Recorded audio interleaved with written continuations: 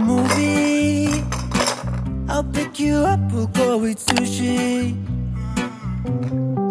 or we'll go downtown. With our best moves we can boogie. Oh. Good morning everyone, so welcome back to another vlog. I just made coffee kasi hindi talaga ako makaka-function today kung wala akong kape. Medyo pagod din tong araw na to kasi we will be moving in. Kuya said, anong move in? Parang ang tagal mo nang naka-move in ah. Officially move in. Uy, grabe naman. Oh my gosh.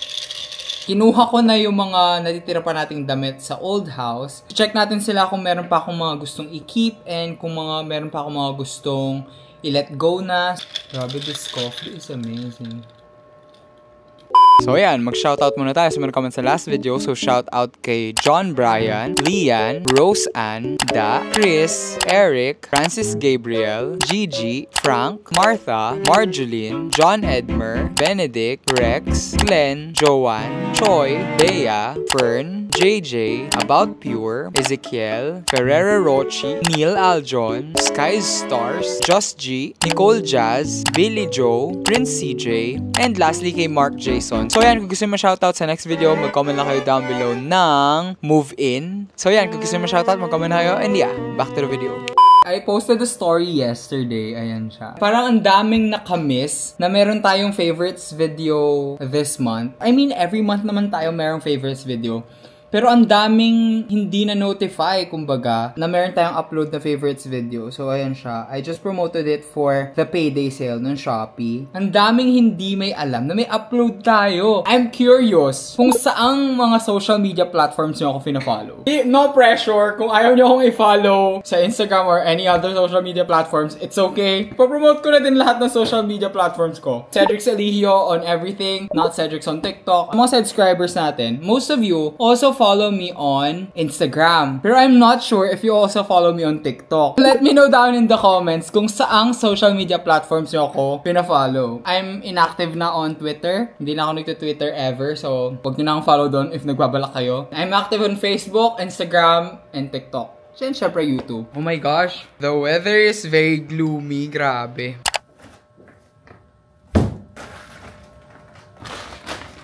Ayan na yung mga damit pa na natira dun sa old house na dinala natin dito. Isusort lang natin sila kung we should give it away na or kikip ko pa sila. Pero I feel like most of these, ipapamigay ko na. Baka nag-expect kayo na mag-giveaway tayo ng old clothes. Hindi po. Yung iba dito, I would give sa mga cousins ko. And yung iba, nagpa-plan kami ni mama na mag-donate dun sa mga nasalanta sa recent na bagyo. At first, we just want to give it away to random people.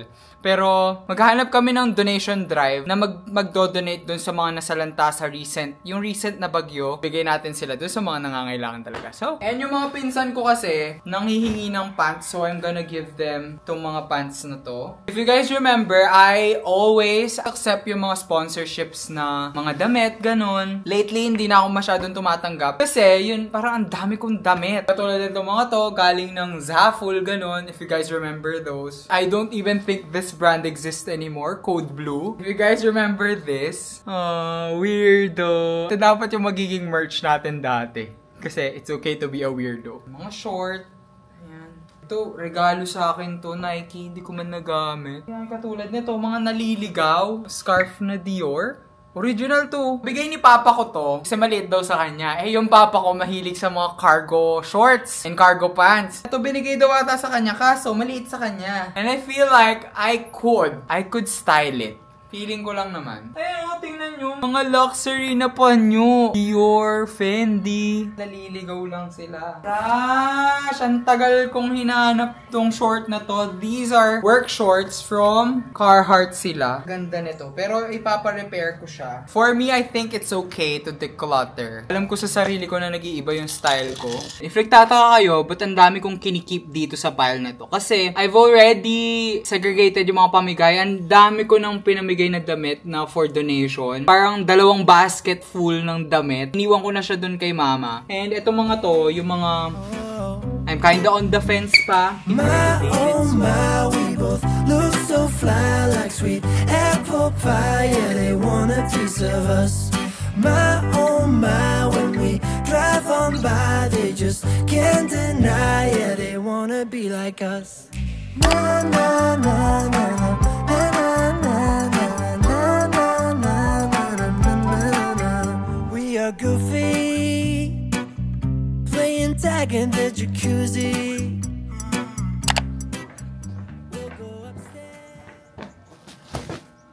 Medyo madami na naman tayong na-check out nung sale. Just gonna unbox them kasi meron din akong ilalagay dito sa office. Pero unahin na natin to. This one is suspicious kasi dumating siya nang nakabukas na siya agad. Shopee Express, what's good? Ayan. Bumili lang ako nitong favorite kong Lysol wipes. Ayan, guys. This is, ayan, wala namang kulang. Although nakabukas yung package, wala namang kulang. This is a multi-surface. I use it personally for my bags kasi safe siya gamitin sa mga bags kasi it's alcohol-free. Ang ganda niya talagang panglinis ng bags. If you have leather bags, yung mga ibang wipes, kapag ginamit mo sa bag, namumuti. As in, nagli-leave siya ng mark. This one, super nice niya. Ang ganda nito. Kahit sa ang leather bags, even canvas bags, ayan, sa mga luxury bags ko, ito yung gamit ko sa Louis Vuitton canvas, ganun. Goyard, ayan. Hindi niya nadadamage yung bags. This one is actually my birthday gift kay Archie. Birthday gift ko kay Archie to. Bumili lang ako ng 2 spray bottle. Aesthetic lang, di ba? First, binili ko tong pang-alcohol. Ayan, nakasulat, alcohol. And this one, binili ko, nakasulat, disinfectant. Ito, lalagay ko yung pet odor eliminator dito. Pang ma-arty lang. I bought this dehumidifier. Ayan siya, ang liit, ang cute. Ganyan lang siya, ang liit niya. This is a dehumidifier. Hi Archie, say hi to the vlog, bebe. Ano yun? Ay, laging nag-ano sa vlog, naglalambing. So, itong dehumidifier na to, as the name suggests, it dehumidifies spaces. If hindi nyo alam, it's very humid here in the Philippines. Feel natin siya on a daily basis, pero parang nakasanayan na lang natin. If you guys are like me, na nagko-collect ng mga books, ng mga shoes, ng mga bags, dahil humid sa Philippines, our collection can get molds. First-hand experience ko, meron akong libro na sobrang nagka-mold siya. As kahila ko, hindi ko siya napicturean kasi sobrang diring-diri ako. Tinapon ko lahat. Dinisinfect ko yung buong bookshelf ko kasi nagka-mold siya dahil humid nga dito. Lalong-lalo na dito sa office. Ang solution ko for it, makikita nyo dito kung gaano ka-humid dito. Ayan o, kakabili lang natin ito. If you guys remember sa SNR vlog, kakabili lang natin itong mga dehumidifier na disposable. And tingnan nyo yung water. Humid lang yan, guys. Look. That's not even a month ago. Parang nakakatakot. Lalong-lalo na ako, collection ko books, collection ko mga libro. So, I figured I should buy na proper na dehumidifier imbes na itong mga disposable. These disposable ones, 100 pesos, 3 na siya. Meron ako sa mga bags ko, meron ako sa mga books ko pa sa taas. Dati siyang parang 3,000 pesos, pero nakuha ko lang siya ng 1,400. Ganito lang yung tsura niya. Tapos I feel like yung water mapupunta dito, tapos dinadump mo na lang siya. Wala pa mang isang buwan, tingnan nyo gano'n nakadami yung tubig. That is something na I'm not aware of. Kaya pala yung mga artista, meron silang mga ganito sa mga closet nila na merong bag. Sabi ko, ano ba ang ginagawa ng dehumidifier? Parang naiisip ko ganun. Parang sayang lang sa pera at sa kuryente. Pero I feel like it's a necessity, lalong-lalo na nga sa mga may collection ng books, ganun. Parang horror story. Syempre, mahal na mahal ko yung mga libro ko, guys. As in, mahal na mahal ko yung mga yan. Mga prized possession ko yan. Prized possession ko yung book collection ko. Alam niyo naman yung tsura ng mold, diba? Hindi ko kasi napicturean kasi diring-diri talaga ako. Tapos tinapon ko agad yung librong yun. Sayang. Ayun o, kasyang-kasya. Diba? Kasyang-kasya siya dun. Parang perfect fit siya dito sa shelf ko. I'm not sure kung paano nag-work yung mga ganito. So, I'm gonna read the manual. So, mga nanghihingi ng update dito sa pet odor eliminator. Sobrang effective niya. Grabe. Bilib na bilib ako dito sa product na to. So, if pet owners kayo, halatang may dog nga dito sa bahay dahil kay Archie. Hindi naman siya nagpapati dito sa loob. Sa labas naman siya nagpapati. Pero, yung loob ng house, halatang may dog. So, doon sa mga amoy dog na parts, sinispray ko to. Tapos, grabe, ang galing. Lagay lang natin siya dito sa bottle na to. Diba? Aesthetic. Tingnan si Archie. What are you doing there? My, oh my, we both look so fly like sweet apple pie. a piece of us. My, oh my, when we drive on by, they just can't deny, yeah, they wanna be like us. Na na na na na.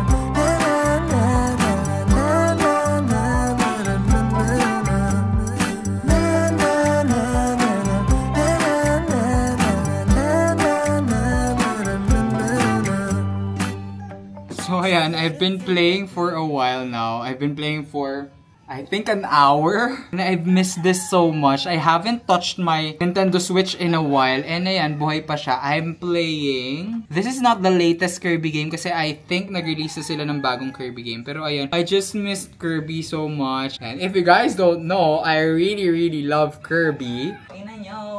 I really love Kirby. Ayan, meron ng Kirby backpack, Kirby ID holder, pencil case. Before, I have this massive Kirby plush collection. Kaso binenta ko na siya nung kalipat ko dito sa new house kasi sabi ko it's just clutter. Nilaro ko lang ulit siya. I haven't finished this game yet and I'm planning to finish it kasi it's very nostalgic for me kasi nung bata ako, I always play Kirby sa Game Boy, yung Kirby Amazing Mirror. Yun yung favorite kong GBA game of all time. I feel like I'm gonna play more of this tonight. Pero before the sun sets, meron akong gustong ipakita sa inyo. Kasi may bago akong bili. Wait lang, baba tayo. Baba tayo, para makita nyo. Si Arching OA. Papakita ko yun sa inyo. Si Archie na nagwawala. Ayan na siya. Gusto nyo nang pumasok. Ayan, kung makikita nyo, ganyan yung sampayan namin dati. Mga upuan lang. Meron na kaming, tara, sampayan. So, ganito lang siya. Pinili ko lang siya sa Shopee. Collapsible lang siya na sampayan. Parang ganito siya, oh. Tapos, nakukolap siyang ganyan. Tapos, masasampay ko na yung mga gamit kong badminton clothes kasi ayoko siyang ilagay sa laundry basket namin ng basang-basa sa pawis. Oh, diba? Hindi naman namin need ng madaming ganyan. Siguro bibili pa ako ng isa. Pero hindi naman kasi namin talaga need ng sampayan kasi nga hindi naman kami naglalaba sa bahay as of the moment. Nga wala pa tayong washing machine. Pero if ever magkakaroon na kami ng washing machine, I would need a proper sampayan talaga. Yung sampayan na custom made. Pero this will do for now. Kasi ayan nga yung use namin sa kanya. Pang basang clothes ko lang, tsaka pang basahan. Sampayan na tayo. Oh, ha? Hindi ako masyado nag-vlog dito sa labas ng bahay. Pero ayan, this is my house. Hindi tayo masyado nag-vlog dito kasi nahihiya ako sa mga kapitbahay. I'm shy. Anyways, ayun yung bago kong biling sampayan. Kaka-happy! May bago tayong project na dumating. May bago tayong project. Gets. Hirap naman. Gusto nila song cover o ano? Nakakatuwa yung mga yung mga projects sa TikTok kasi hindi sila mahirap gawin unlike yung sa YouTube na ang dami-daming hanash. Although mas malaki kasi yung bayad kapag sponsorship sa YouTube. Pero ito kasi smaller amount sila pero madami. Tapos yun, madali lang silang gawin. I'm just looking at the content brief and check ko if pwede ko siyang kunin. Follow me on TikTok. Kamukha yun. We drive around the night city. We're out all night or at home lazy. We're living like we're in the 80s. Paggabi, pag maaraw, orange so siya. fly like sweet apple pie. Yeah, they want a piece of us. My, oh my, when we drive on by, they just can't deny. Yeah, they wanna be like us. Yan na yata yun.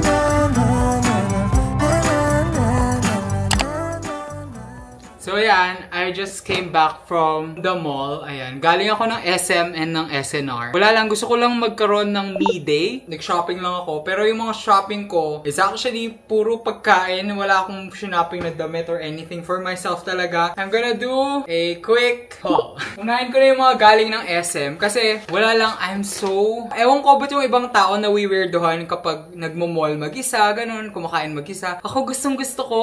Nagkakape mag-isa, gusto ko nag-grocery mag-isa. Parang nakaka-relax siya for me. It's very therapeutic for me. As in, nag-enjoy ako. I enjoy my own company. I actually went to SM Pampanga first. Binilang ko ng gift si Archie. Mag-birthday na si Archie niya. Ito lang yung binili ko sa SM department store. This one. Glade para lang sa CR. Gustong-gusto ko tong scent na to. Huwag niyong bibilin yung ibang brand. This is the best brand ng lavender scent. Naamoy ko na nga siya eh. Next shop naman is from Healthy Options. Bili ako na tong Amberlin, the dark chocolate truffles. It sounds nice. Sugar-free siya. And I just want to try it kasi gustong-gusto ko talaga yung dark chocolate. So, if masarap to, magiging holy grail ko to. I'm gonna try it niyan. Na-curious lang ako kung anong lasa. This is Natural Espressos. Dark chocolate covered espresso bean siya. Ganyan sila.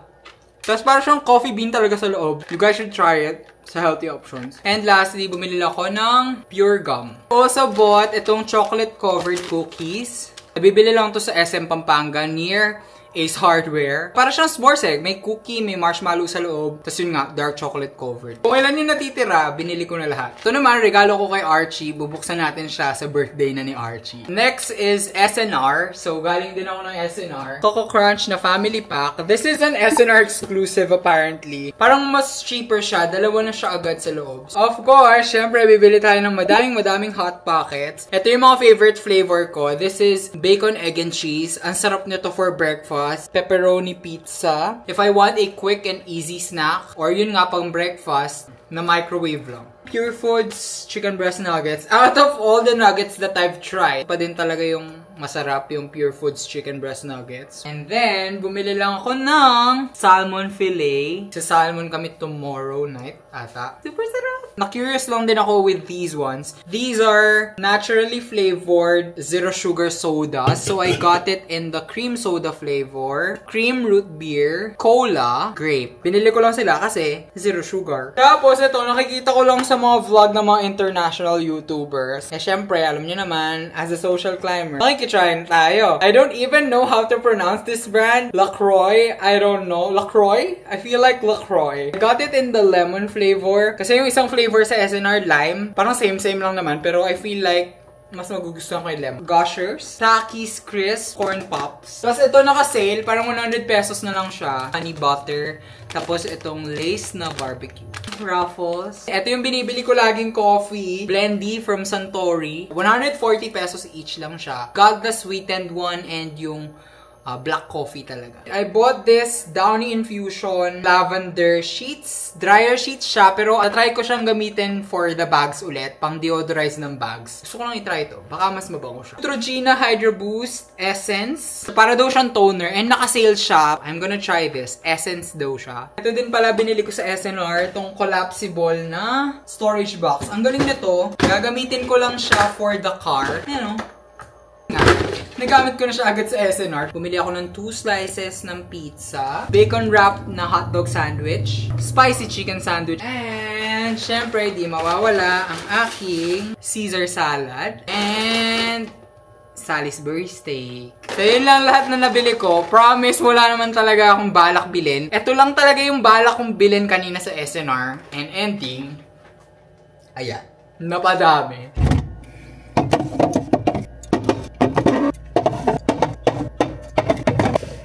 So, here's the situation right now. Tinanggap ko din yung project kanina ng TikTok. Nagfi-film lang ako. Look.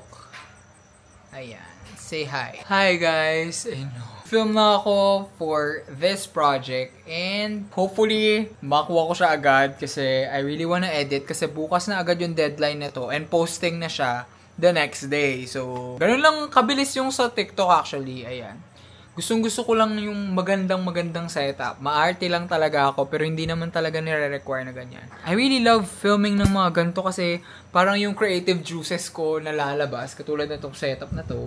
Apaka-arte. Hindi naman need. Parang ang okay lang nga kahit nakaupo lang ako, ganun, na normal. Masyadong ginagalingan ni Kuya Sed. I think from Horizon, it's just me and another creator. I'm so excited for this one kasi I feel like maganda siya. Kung na-post na tong vlog na to, na-post na din tong TikTok video na to. So, I'll leave it in the description if you guys check it out. It's a song cover. Kasi parang pinapa-promote. Super props ng iPhone 5. I'm just gonna film this TikTok and I'll see you guys later.